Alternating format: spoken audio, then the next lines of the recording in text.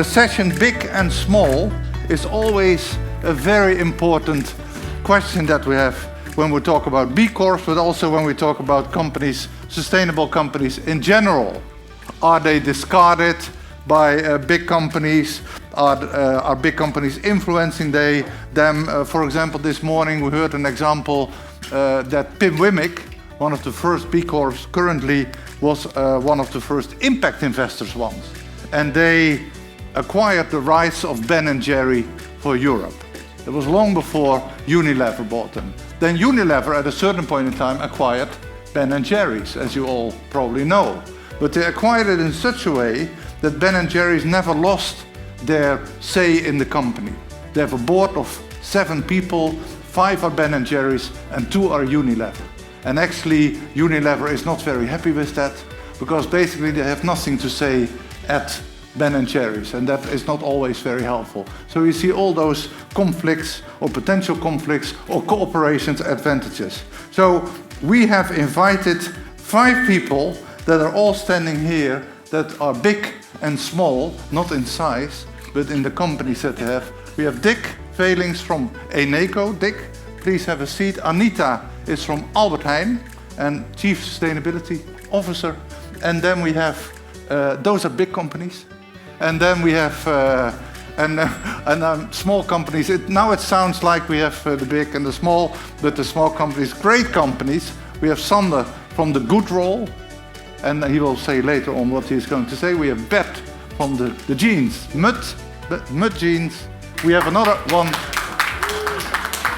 As a surprise, we have another big company, not a surprise to me, and it is I would say the second largest HR company. HR company. Now I always say, is it the largest or the second largest? Head First, Marion van Happen from Head First. Why don't you sit down here, Marion? And then finally we have, and then we give an applause for all of them together. And then we have Martijn from Oma's Soup, to translate Grandma's Soup, Grandmother's Soup. So you can sit on the far end. So we mix a little bit. So basically we have small, big, small, big, and that, and small, no, and big. So, and I'm very happy that we have all of you here and that we have all of you in the audience. Before this session we had a breakout workshop with 4 female entrepreneurs. They were all nominated to be the Female Sustainable Entrepreneur of the Year. One of them won, not in this session, of course, but a month ago. So we announced at the end who won. And the question that we got before that session started is, why do you call it a female entrepreneurship? Have you ever seen a session that is called male entrepreneurship? No, that never happens. So that is already the first mistake in our minds. I'm also very happy that we have 2 female leaders here sitting, so you can never have a session like this when there is not a mix. That is so sad, I think, always. So talking about big companies and small, I quickly make a round of introduction. So I start with you, Marion. Yeah, CEO of Head First Group. Oh, we have to do this because, to warn you, this is also a live stream on YouTube. So we have to be careful what we say and do. So. Well, hello everyone. My name is Marion van Happen, and I'm the CEO of Head First Group. And we bring supply and demand together, and specialize in STEM profiles as engineers, IT, and we have 25,000 people working for us in 14 countries. Wow. Yeah, wow. Bert. My name is Bert van Son. I'm the founder of the first and only circular denim brand in the world. We make new jeans out of old jeans, post-consumer waste. And now for 11 years. So is that a... No, this is a pair of Levi's I'm wearing today. But no, these are mud jeans, of course. Lane. Of course. And you? No, that's not jeans. And you? Denim, so sorry. I'm using Bamboy, by the way. Sander. Yes, I'm Sander de Klerk, one of the founders of the Good Roll. Good Roll is a toilet paper brand, toilet paper that builds toilets. So with 50% of our profit, we're building toilets in Ghana. So we already built about 250 toilets. And from next year, we're going to be the first fair trade toilet paper brand in the world to make toilet paper from bamboo with farmers in Africa. Very good. Anita. Anita Scholte-Breimer, work for Albert Heijn, heading the quality and sustainability teams. I make sure that every day the 6 million plates that we fill in the Netherlands are safe, tasty, healthy and sustainable. Thank you. Dick Velings, Managing Director at Eneco for B2B. So that's everything that is business from, small retailers, so also small companies, but also very big companies. Eneco is about an 11 billion company and B2B is about 3 to 4 billion revenue. So we're supposed to say something about how big we are, so that's kind of the size of the business. And very interesting because Eneco has a pledge to become completely climate neutral with all of our customers in 2035, in 12 years' time. And in terms of big, that's a very big challenge. So happy to be here. Yeah. Martijn. Yes, my name is Martijn Kanters. I'm co-owner of Oma Soup, Granny Soup in English. We sell delicious soups and ready meals. And they are made according to recipe of grandma. And 50% of our profit also goes to fighting loneliness amongst the older people.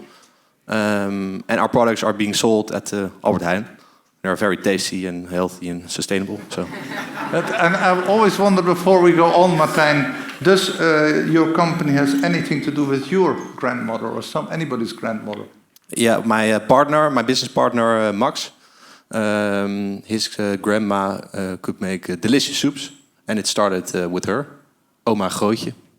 Yeah, and was she lonely? She was lonely because she lived in the south of the Netherlands. And her children went to the Randstad, to Amsterdam, to The Hague. And then she felt lonely because she was in the south of the Netherlands. And then we found out that a lot of people in the Netherlands and in Europe are lonely. The half of the people in the Netherlands, which are 1.5 million. So that's a big number. And it's become a more and more problem. So that's why I want to solve it and organize activities for the old people together with the young people. So one question that comes out of this introduction is, I don't know if you noticed, but you have a social reason, kind of a social enterprise. You too. Bet also, I think. Yes, definitely. And that is so, quite often you see that small companies, startups, they pick up a problem in society and they solve it, as entrepreneurs do, and they start a company with that. So, and the larger companies can move into a certain direction of sustainability or social issue.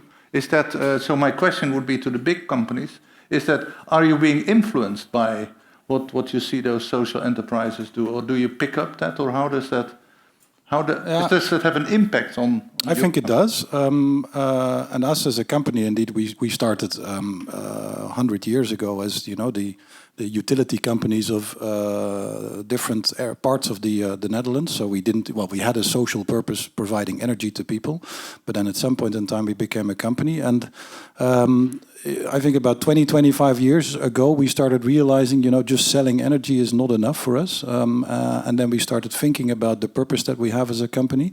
But it took us a long time to come with very concrete plans and commitments, and also a very concrete purpose, which is now at the heart of everything that we do, which is special because not many companies have kind of a mission, and that's, making money and also doing things for society and some stakeholders and so on and so forth. But with Eneco, that's now different. But it took us a long time to get there. So it's probably much more, well, not easier, but it's better to start something with that at the heart and then build it from there than to transform something big that is there to make money into also doing good. It's not an easy journey indeed. Yeah. And before yeah. Sorry? Are you influenced by the small companies? Yeah, because we see many smaller companies, startups that also have a purpose in the energy transition that we work together with. We also venture with them. So we have a lot of venturing capital that we provide and companies that we work with. We're influenced by those ideas and adopt them in that way much more swiftly than we would on our own. So yeah, definitely that is something that is influencing us. And before I go to you, Anita, I would like to quickly step to a small company and say, do you have the feeling that you can influence the bigger company? I know for sure that I can influence because we have an example with a small Swedish furniture company that wanted to be 2030 circular, and we are circular. So they came to us. If we could make a cover for their famous clip-on, they sell about 60,000 pieces of them. And we made the clip-on And what's the cover. name of the company? It's something with IKEA. Yeah. And we make the clip-on cover for them, the denim cover, Yeah. out of 40% waste. And the funny thing is, the best thing is that, of course, for us it was a huge challenge because they will audit your factory, they will even pre-audit your factory. I can tell you, I can write a book about it. And I became really a fan of IKEA because what they do is really impressive. So we were accepted as a fournisseur, we made this clip-on, we delivered it, and it's their best-selling item. And you must imagine that this one is €119. You can bring back your old jeans to IKEA, and we will then shred them. And normally there are covers for €39 from China with rubbish material.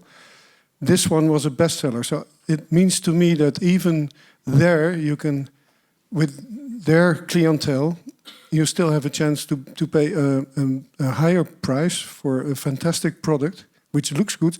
The best thing, of course, it looked good. You know, when you see it, it looks really good. I have a small promotion film that I can share with you. So the most important thing is not the story, unluckily, but it's the product that looks great. But anyhow, I don't care. It worked. We sold a lot. It helped us a lot. We could give big orders to our fabric suppliers. So suddenly the price came down. So yes, we have to work together with the big ones to help us start flying. You know, it's necessary. I have a proposal for Albert Heijn. Later on, I will talk to you because I have an idea that I pitched already at 3 of your colleagues. So now I have you here. I will hold your hand. I will hold your hand, and you are the fourth person. Then I'm not losing it. So Okay, now Bert, I was just going to give the microphone to Anita to say, how are you influenced by companies like you? We are. we are influenced every day by our consumers, by the people living in the Netherlands, by small companies, but also by big companies. So, and we love to be influenced because this is making sure that we step forward and that we continue on the journey of sustainability and making it a better world. We love to be influenced by small companies because they can pick one small, I don't want to make it small, but one topic and make it important and visible. And we love to talk to these companies and make it bigger together. On the other hand, Albert Heijn is maybe big in the Netherlands, but we are a very small company sometimes compared to companies who are even bigger than us. And I've been in situations where we are very small, and from a very small kind of player in a bigger industry, we try to influence the players there. And we have to work both ways. It's not like we can choose to be big or choose to be small. We are both, and we have to just listen to each other and make sure that together we move forward. Yeah, and Sander, you're thinking, and almost you wanted to speak. Now here you can use. Yeah. You can use this one. Not two. Yeah. And that is about the paper, the toilet paper. Yeah, the toilet paper. Yeah, so I think it's a difficult discussion, which I now have this week with Albert Heijn. So I'm a little bit fighting a little bit with Albert Heijn because, like, we're working a lot with retailers, like with Jumbo, Picnic, Crisp. We're doing a lot of business, but like toilet paper is a different business because, like, the private label is like the huge amount of toilet paper. So if we really want to create the impact, we need to have like the Tony's open, fair discussion, which is good, which I have like now with Albert Heijn. But then like the Marijke Streng, like the lady who's leading the topic, she's like a fan of us. And then I get the category manager and says, okay, you have to pay like a lot of money to be on the shelf, and he doesn't understand the whole sustainable part. So how can you change this guy's mind to see, okay, hey, we're not like, so I emailed him directly and say, do you see my email? Like, I'm not at Unilever or at Procter & Gamble. I'm like a scale-up who's doing something good in the world. And he said, I understand, but like, it's still Albert Heijn.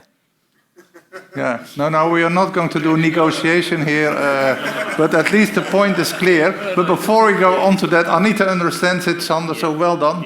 And that is, I go to Marion. Marion is almost, I would say, when I spoke to Marion, is almost a little bit like if you think about sustainability, it has all kinds of aspects. Many people think it's only about CO2 and the climate, but there are many more aspects, like the social aspect. So that is in the core, I think, of your company. So maybe you can say something about that. And how do small companies influence you? Well, we're all about people, and it's people, profit, and planet. And usually we tend to speak about a planet and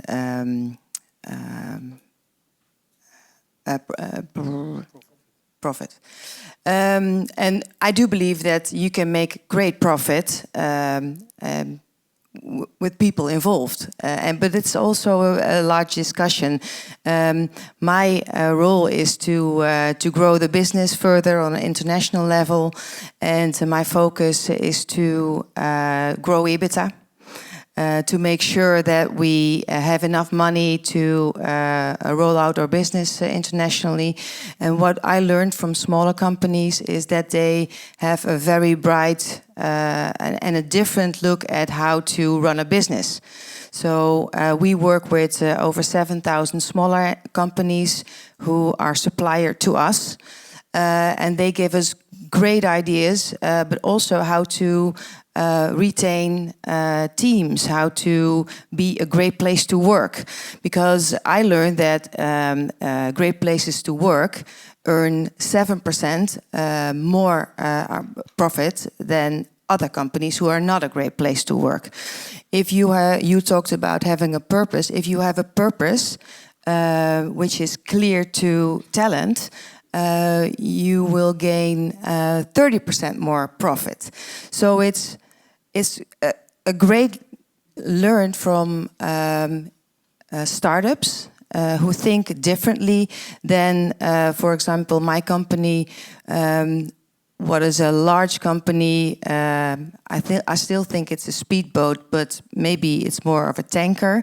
And I use a lot of knowledge and brain power from smaller companies to help me change into what the companies we work with, and those are the blue chip companies, also in the Netherlands, what they need. So they're a great help to us.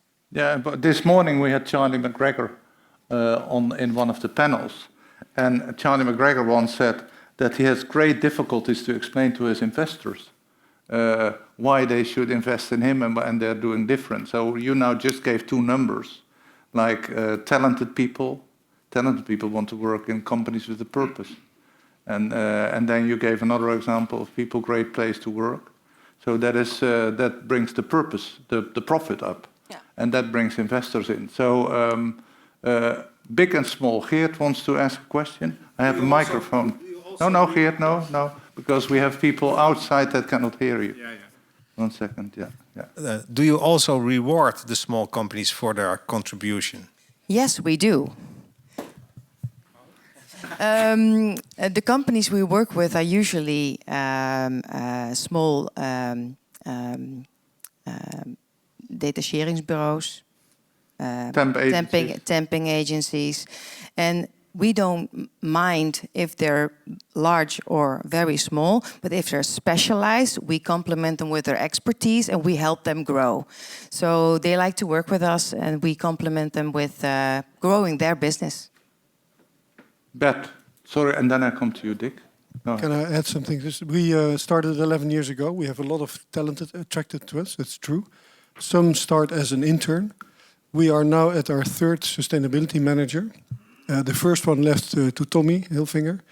The second, I can't remember. The third just left also for a company in the south. So we are an impressive learning school, I think, and I don't mind. But it would be nice if there could be some kind of financial. And there's not. For us, there's not. Compensation. Yeah.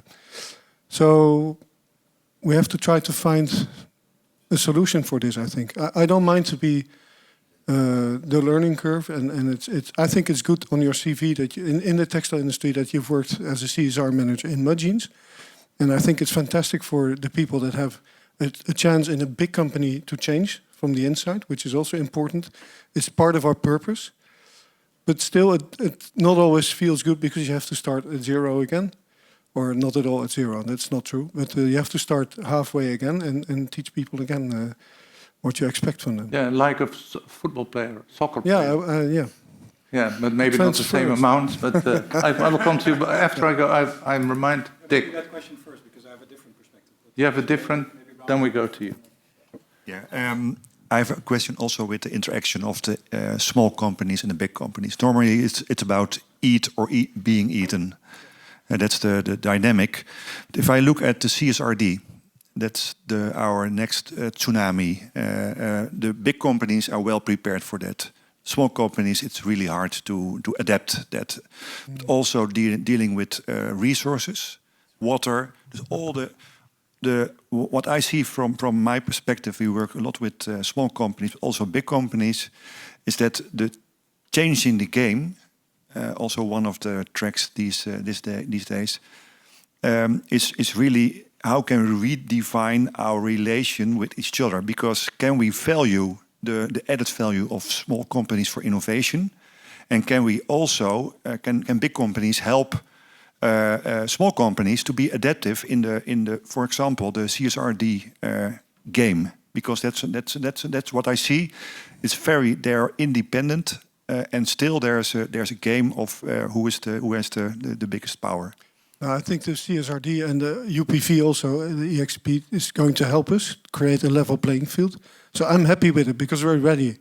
We don't have to be, because it will take longer for small companies to be, how do you call it, applied for this. So for us, it's a Yeah, maybe because in the beginning we talked about small companies influencing big ones, and we talked about purpose, and we talked about talent, but also I think we have to recognize, and you're doing a pretty cool job at that also, markets have changed. So we're not in a kind of traditional economy anymore where a big company was able to kind of push everybody away and then become monopolist or duopolist and work in that way. Everybody is now working in a networked form. So if you look at energy, for instance, smaller companies or larger companies, everybody's networked, and people are not just consuming energy anymore. They're producing, they're flexing, they're steering energy, and this is an entirely different ball game where, for instance, you as mud jeans for IKEA can mean something that to them is tremendously valuable. And even though you're a small company, you can make a valuable contribution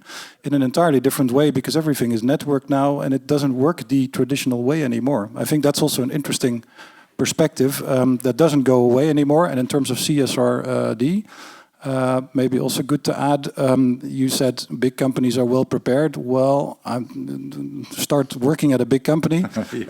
They're not, and it takes a tremendous amount of effort to do that properly. So sometimes being small is also an advantage there, or let's hope that it would be.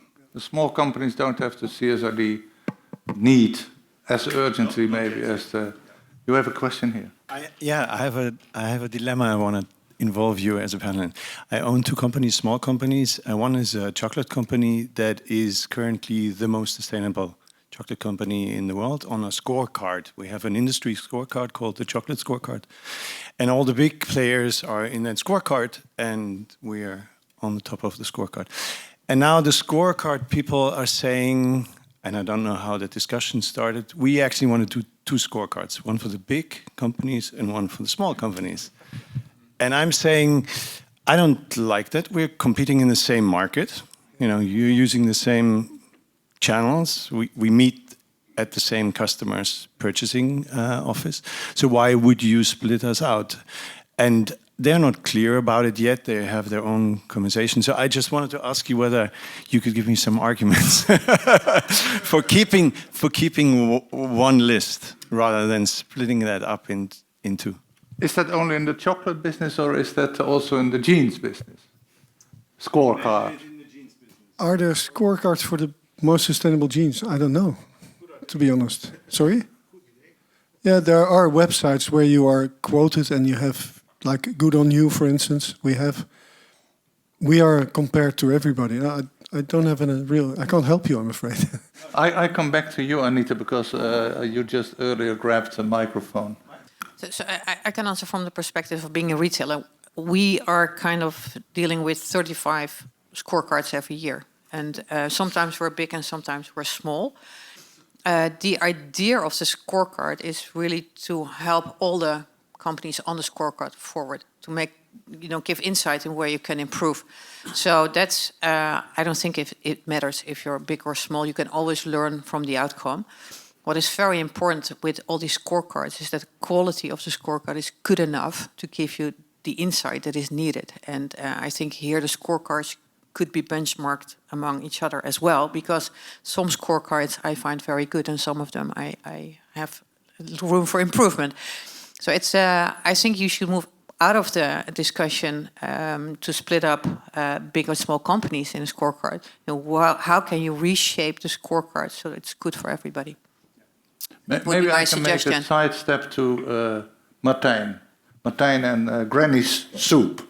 And not about scorecards, but about how you see your need for larger corporations in the world, because I assume eventually you want to grow, and what you can do yourself, and the size of what you're doing now. We need, we want to grow, but we need the bigger companies to grow and to believe in us. And what Sander said, I can imagine, because it really depends on the people, like the category managers at supermarkets, who make decisions, who can make you grow or help you grow by making a decision to put you in the assortment.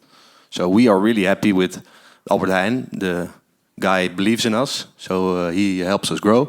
But we have this problem with other retailers who make the same decisions, and we can't do anything about it. So, yeah. And is your story ringing? Because I can imagine that for the big companies, it's not always easy. I'm also looking at you, Marion. You have a story. Yeah. To express that story, because you also have consumers, and maybe they're not interested in that story. So how do you see anything there, Marion? That because you are an agency, you take care of your people, you try to make them as happy as possible. But But I can imagine that you have suppliers who have a story to tell. Of course, and it's a difficult situation for us to elaborate on this, because our large clients, where we have, for example, 500 ITers, developers working at a IT implementation, they ask us, how do you get across our CSR policy? If in the 500 developers that come from maybe 30 smaller companies, how do we impact the CSR policy with all those companies? It's I like what Dick is saying about the network. I always talk about the ecosystem, and that's what together makes us independent and stronger. But it's really difficult to achieve. Thank you, Lane. I'm gonna take from the interdependence idea, because more than a question, I think it's an invitation. I think we're in a group of trust, circle of trust, and so we can speak bluntly. What if we use our intentionality, right, to work interdependently to scale impact? And if we do that, the big and small kind of a measurement disappears, because impact is our objective. Now, how we scale impact, not only individually, but as a community. And then I want to challenge you to think not necessarily within the boundaries of the EU or the Netherlands, but what should the relationship between interdependent leaders should look like between the North and the South? I would love to hear some ideas or your thoughts about this. So you are suggesting or challenging us to take away the thought of big and small, but how can we all together scale impact? Scale impact instead of scale the company. Are there any thoughts? I got one thought. So we give away of our profit, 50% of our profit. So maybe that's a good start if like big companies also would give a percentage of the profit to a foundation or a good purpose. Sander does it very good, also 50% of the profit. But don't you think it is easier for a small company to give away a percentage of the profit? Yeah. Huh? I'm married to Rituals, and they are by now a larger company, and they will come out with a 10% profit pledge, I think, as of January. So it's totally possible for a larger enterprise to commit to such goals.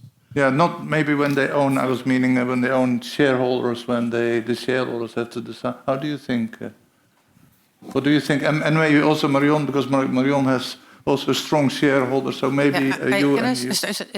I like your thought. It's also my way of thinking. And sometimes you sit at a table and there seems to be kind of a different view of how you get to a certain place.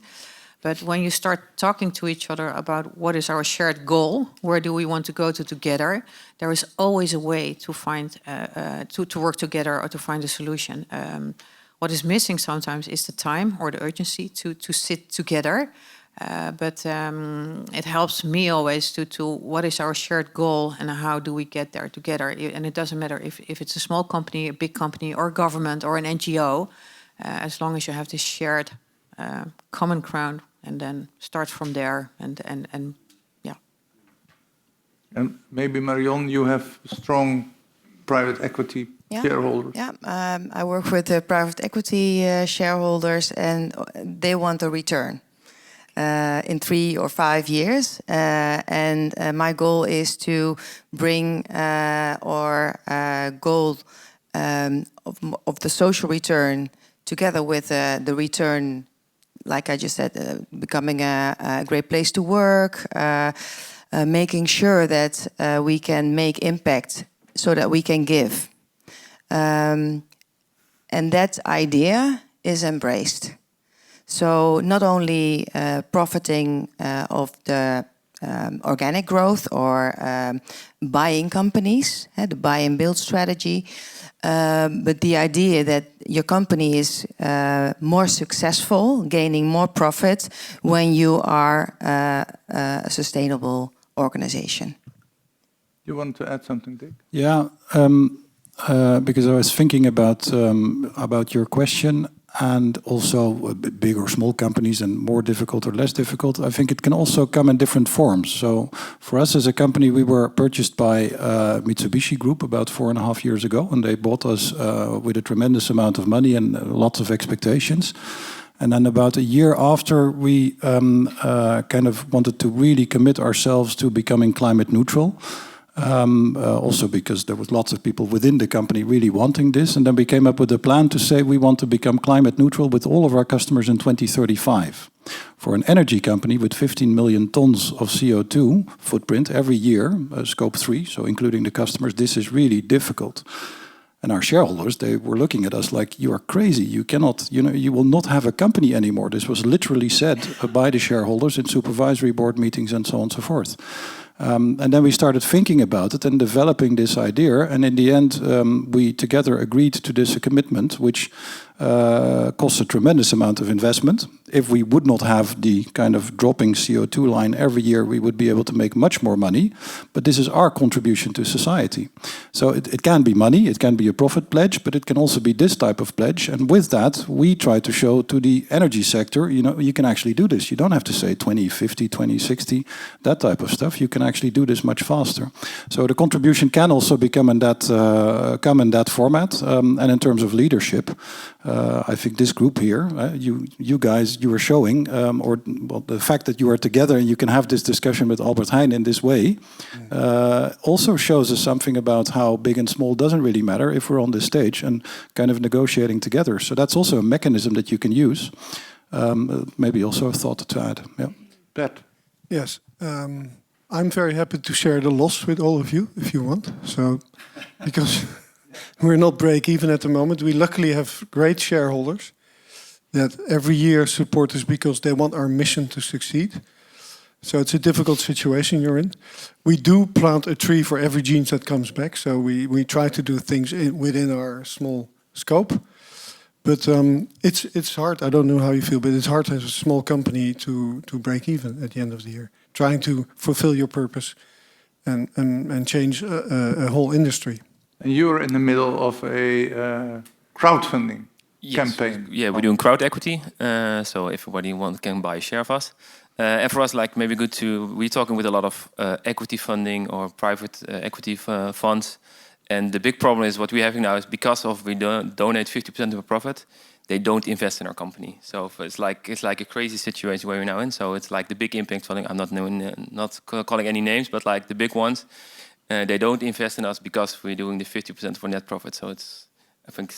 Yeah. And also because you are in Africa? Yeah, because we're in Africa, and I think because we're not in the food and not in the tech, so we like paper, so like it's not really sexy. Toilet paper. In the toilet paper, so yeah. So it's a difficult way, but yeah, that's why crowd equity we always raised like 3 million euros. So it's actually very cynical to hear that when you are trying to do everything as good as possible, you create toilets, sanitation, you give away money.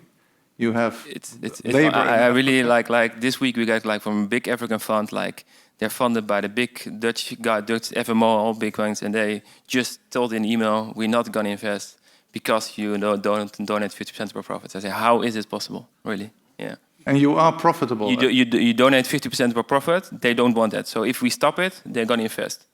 And this is not the only one, like we have about 15 of this reaction. Yeah, yeah. It's like so there's a lot of work to do. A lot of work to do. In a different breakout with the financial people. So let's talk with them later. Any question at this moment in time? If they're profitable, I asked the question, are you profitable? Yes, since 1 month ago. Yeah, but it took me 5 years. Yeah. And we did a lot of restructuration and a lot of things. Yeah, because like margin on toilet paper. What is your revenue? It's about 6 million this year. Yeah, next year's 10. Yeah, we're growing rapidly. Yeah, and that's also because of Charlie McGregor, because like Social Hub, a lot of big hotel chains, a lot of like Crisp, like all the retailers, they're really pushing our brand. So we need guys like that's why I really like Charlie, like his vision and like we need that more of that entrepreneurs. And another question that came up, and by the way, feel free if you raise your hand, you have a question. Didn't you have a question, Johannes? No, eh? No, okay. So I don't want to force you to ask a question. What came to mind when I was listening to you, sometimes I can imagine that the big companies think, I wish I was a small company.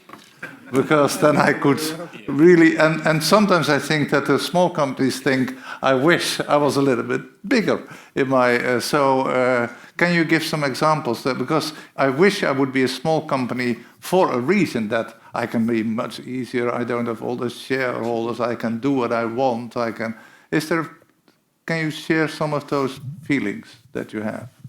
Well,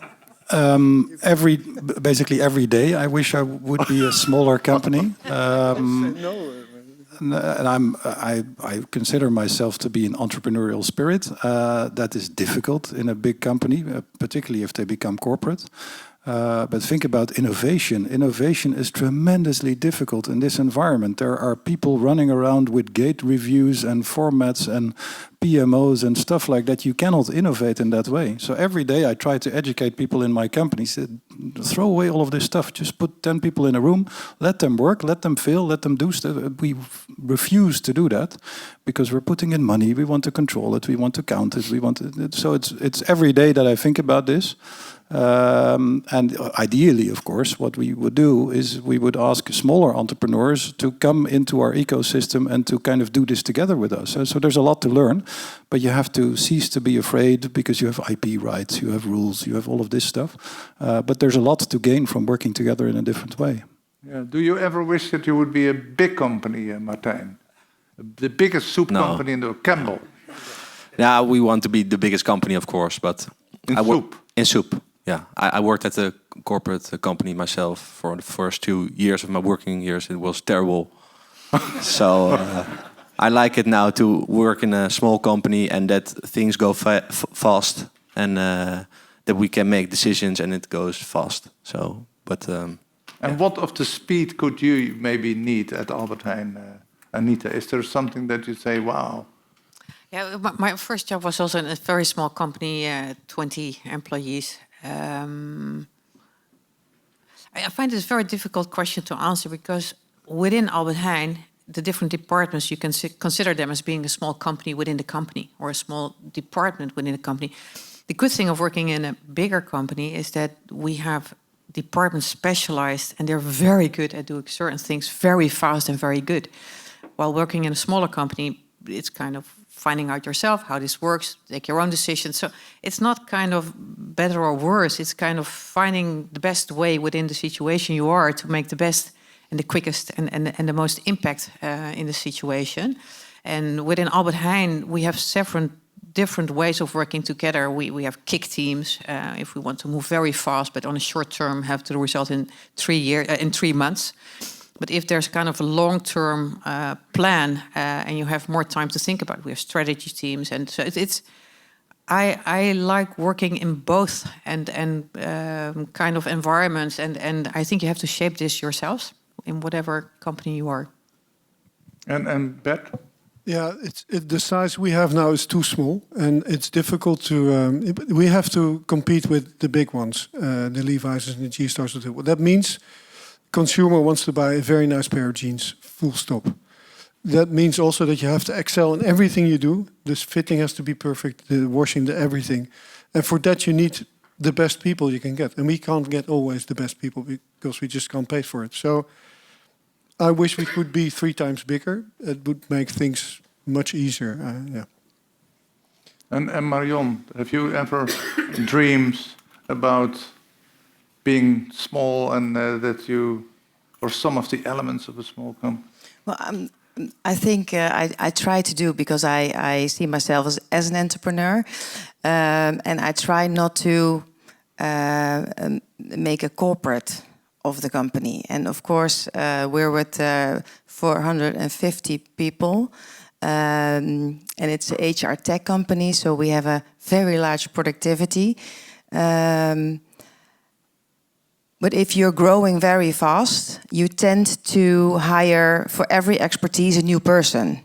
So I'm challenging every department if we need someone, if we can go faster, how innovation can go faster if you not have to discuss it with 10 people, but just with 3. Scrum teams, for example, usually in the books it should be 6 to 8 people. Why not 3? So I try to behave ourselves as a small ecosystem and challenge everyone in the company, and that's a challenge. So it's not always fun to do, but it's a great challenge to be in it. What the theme of today is building a regenerative economy together. Building a regenerative economy together. So maybe all of you can give you a question. I had a question on Oma Soup, because I was wondering how. So you started by selling the soup to shops like Albert Heijn, because I remember I live in Delft, and there it is that students are bringing this soup to grandmas actually, right? Or how does your thing work? That's true. So 50% of our profits go to the activities in the foundation. We have 12 foundations in the Netherlands, in 12 different cities, in Delft as well. So 50% of our profits goes to organizing and the activities.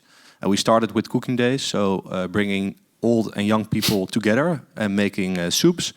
But due to COVID, we weren't able to organize these activities. So we thought, just bring the soups to the old people at their homes, and then we found out that was a great activity as well. So we are now organizing 2 activities: cooking days and soep aan huisdagen. We call it. Soup deliveries to the home. Building a regenerative economy together.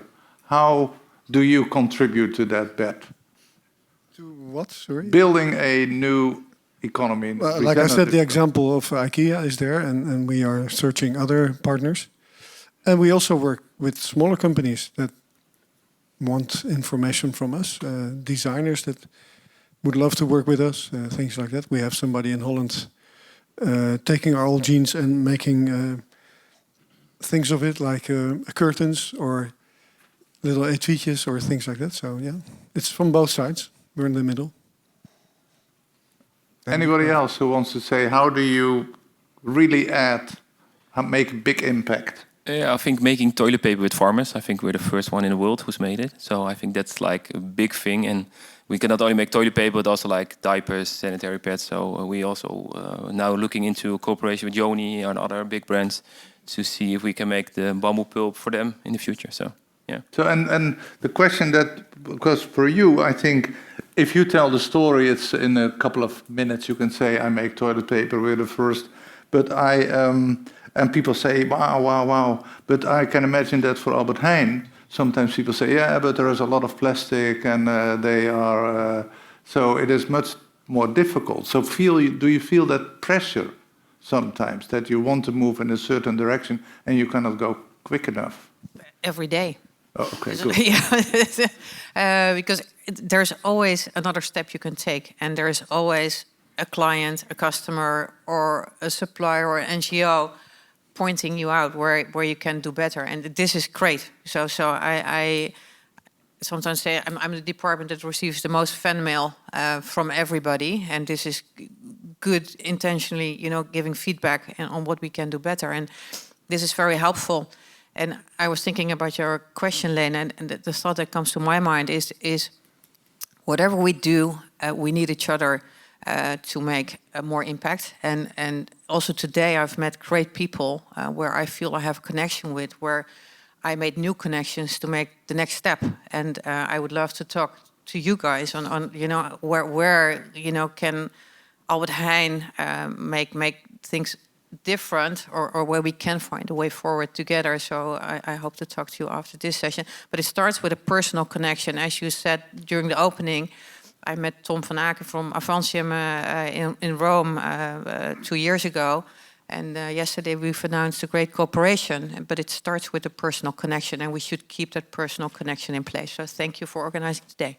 Yes, yeah, you're welcome. No, that is actually, we want to hear more of those stories because it also inspires other companies. That's why it is so important to see all those actions, because sometimes people don't know exactly what to do. Before I go to you, Beth, I was once told by the CEO of Eneco, who said, what I would like to do is, outside of our office, I would like to set a little kind of pillar of how much CO2 we have still left to push into the atmosphere. And when we reach that, it is over.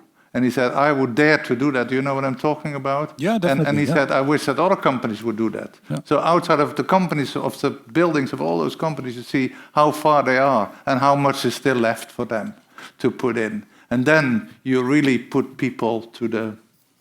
Yeah, and sadly, we've seen the news the last days that the 1.5 degree path is actually it's not achievable anymore. So we have to go also in that direction, and that's not a voluntary thing anymore. It's an obligatory thing maybe for everybody. So I was thinking about your question, regenerative economy. And our dream is that in 12 years' time, all of the energy that we supply to everybody is regenerative. Wind, solar, and to demonstrate also, and we are market leader also in the Netherlands, or at least in B2B we are, that you can run an economy in that way. And you can also make that wind energy and that solar energy and use hydrogen to get out the peaks and so on and so forth. You can do that in a way that promotes biodiversity, that actually is good for the ecosystem around it. That would be our dream if we can demonstrate that.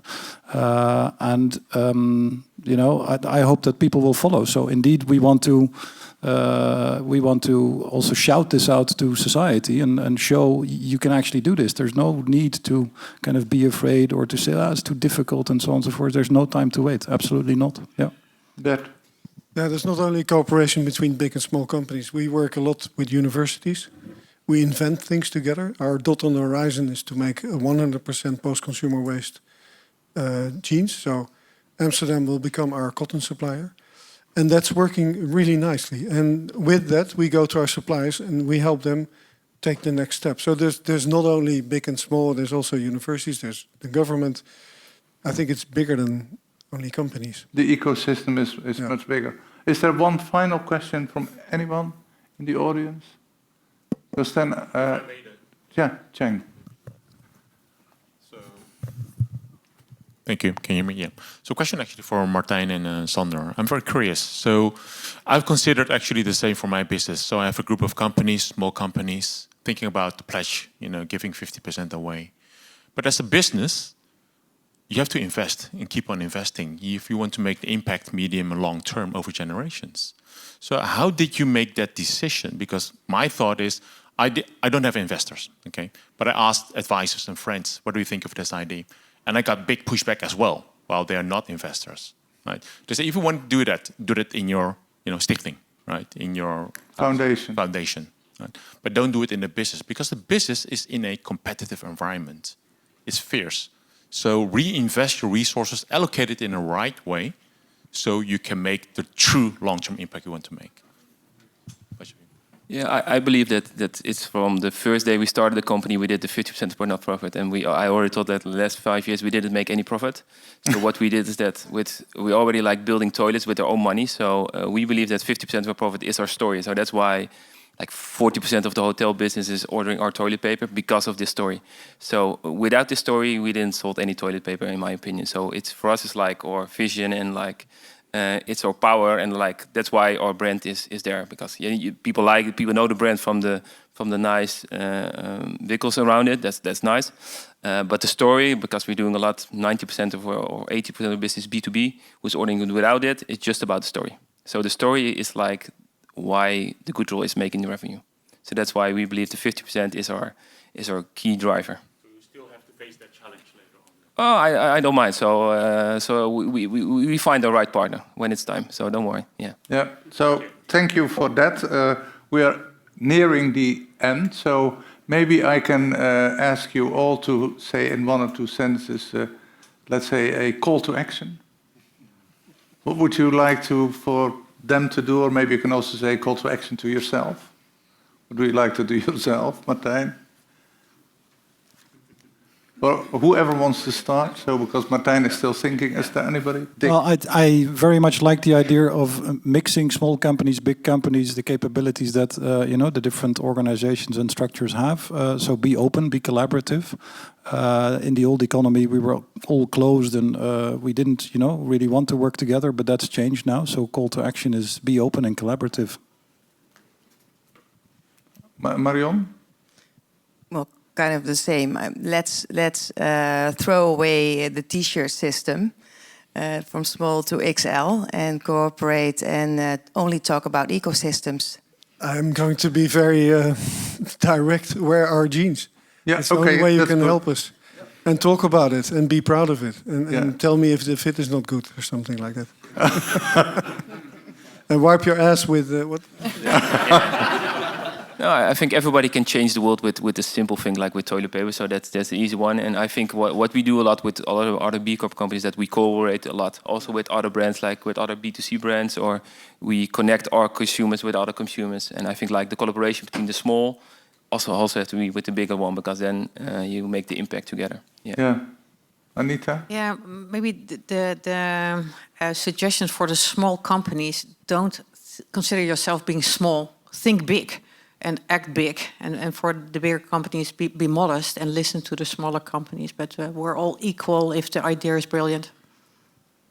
Martijn, you are the final call. That was my reason to be last. So I think decisions in big companies also have to be made financially, but also for sustainability. And I think we also have to think about, there are many companies who think about the environment, but we think about the people, and we also think that's very important. Yeah, so with that, I would like to thank the 3 big ones and the 3 also big ones. So we are now 6 the same, so thank you very much.